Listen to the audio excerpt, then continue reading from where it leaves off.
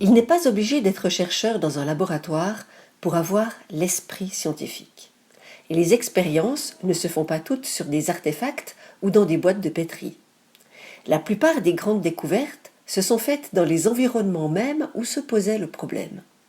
Et l'histoire que je vais vous raconter ne fait pas exception à la règle.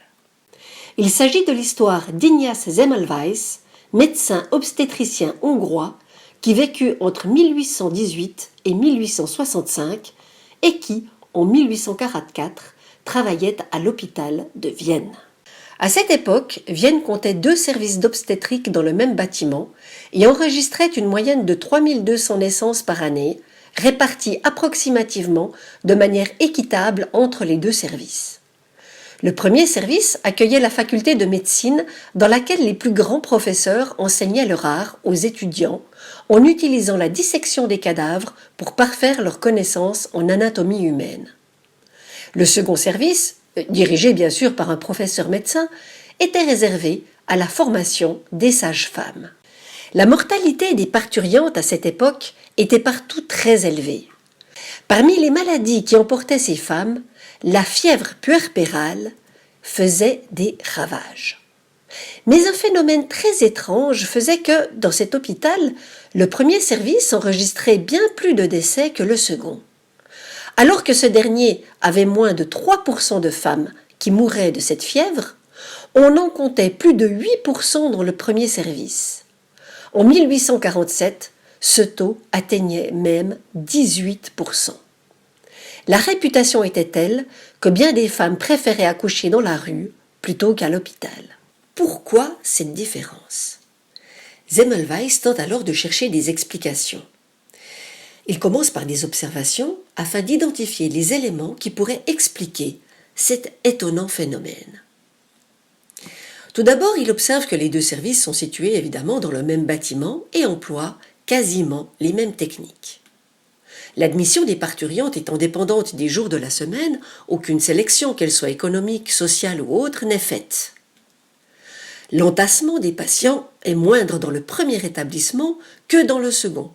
Or, c'est dans le premier qu'on observe le plus grand taux de mortalité. Il n'y a pas de différence de régime alimentaire ou de soins. Enfin, les femmes qui accouchent en chemin et rejoignent le service après ne contractent pas la maladie et meurent donc moins. Enfin, s'il s'agissait d'une épidémie, elle ne serait pas si sélective et toucherait autant l'une que l'autre les ailes du bâtiment. Fort de ces constats, une enquête extérieure émet l'hypothèse que ce sont les jeunes médecins formés dans le premier établissement qui provoquent des lésions dues à leur maladresse sur les patientes. Semmelweis est sceptique. Les lésions causées par l'accouchement sont plus fortes que celles d'un examen maladroit pourrait causer. Les sages-femmes de l'autre établissement ont les mêmes maladresses, mais sans les mêmes conséquences.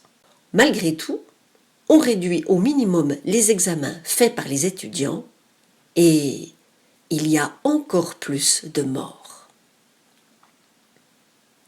Semmelweis émet alors une hypothèse psychologique. Dans le premier service, le prêtre chargé d'accompagner les femmes mourantes traverse les salles avec son sonneur de clochette avant d'atteindre les femmes ou qui sont en train de mourir. Pas dans le second service où le prêtre a accès directement à la salle des femmes en fin de vie. Effet traumatisant pour les parturientes à l'origine de leur fragilité. Semmelweis fait modifier le trajet du prêtre et de son sonneur de clochette. Mais rien ne change. Une autre hypothèse physiologique, celle-là. Dans le premier service, les femmes accouchaient sur le dos, dans le second, sur le côté. Semmelweis fait modifier la position d'accouchement, sans aucun effet sur le taux de mortalité. Il va falloir un événement déclencheur qui va permettre à Semmelweis de mieux comprendre le phénomène. Lors d'une dissection de cadavre, son collègue s'incise le doigt avec un scalpel. Il meurt quelques jours plus tard d'une maladie très douloureuse dont les symptômes sont les mêmes que ceux de la fièvre puerpérale. Bien que le rôle des micro-organismes dans les affections ne fût pas connu à cette époque, Pasteur n'avait pas encore découvert les microbes, Semmelweis comprit que ce qu'il nommait la matière cadavérique était à l'origine de cette maladie. En obligeant les médecins à se laver les mains après les dissections et les assistant à laver tout le matériel chirurgical, le taux de mortalité chuta immédiatement et atteint le même pourcentage que dans le service d'à côté. En apportant ces mesures d'hygiène à tous les niveaux de soins dans tout le bâtiment, le taux de mortalité chuta à 1,3%. Quelles sont les qualités d'un chercheur ? Pour passer des données à la théorie, il faut un travail créateur de l'imagination.